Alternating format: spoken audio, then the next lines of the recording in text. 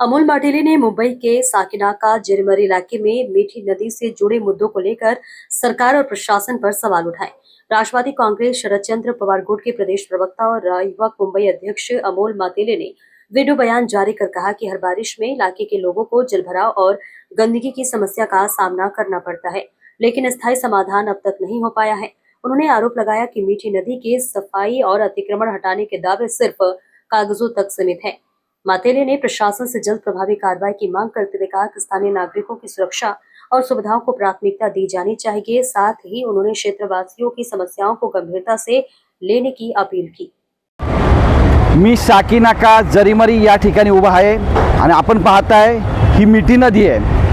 मागच्या आठवड्यात मुंबईचे भारतीय जनता पार्टीचे अध्यक्ष यांनी ताफा घेऊन सगळ्या ठिकाणी नाले पाणी साफसफाई झाली की नाही याची पाहणी केली।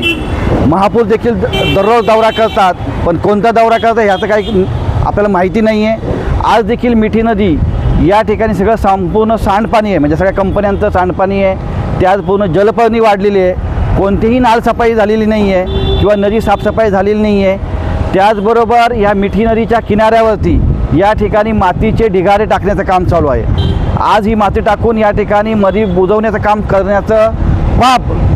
करण्याचं काम या ठिकाणी चालू आहे आणि मुंबई महानगरपालिका पूर्णपणे डोळेझाकपणे या ठिकाणी करते।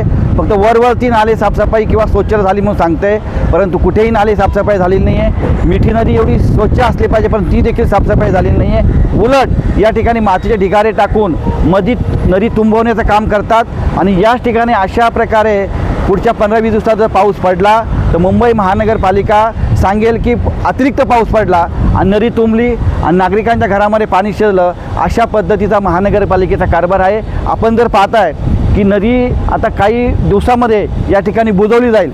जवळजवळ नदीचा 1/3 भाग या ठिकाणी माती टाकून बुजवण्याचं काम चालू आहे, परंतु एवढ्या दिवसाढवळ्या मुंबई शहरामध्ये मुंबई महानगरपालिकेचं संपूर्ण संबंधित अधिकाऱ्यांचं दुर्लक्ष होताना या ठिकाणी दिसतं आहे। आता मला शंका आहे की हा ढिगारा जर जास्त प्रमाणात भरला गेला तर बंधारा टाकून या ठिकाणी नदी बुजवली जाईल आणि पाणी साठवलं जाईल आणि पाऊस पडला तर मागील सगळ्या कंपन्या आहेत, या ठिकाणी वस्ती आहे, नागरी वस्ती आहे, या नागरी वस्तीमध्ये पाणी शिरण्याची दाट शक्यता निर्माण आणि मुंबई तुंबू जाऊ शकते। म्हणजे महानगरपालिकेचेच अधिकारी संगनमताने या ठिकाणी एका बाजूला नाले साफसफाई करत नाही, नदी स्वच्छ करत नाही, माती टाकून उलट बुजवण्याचं काम करतात, हा आमचा आरोप आहे।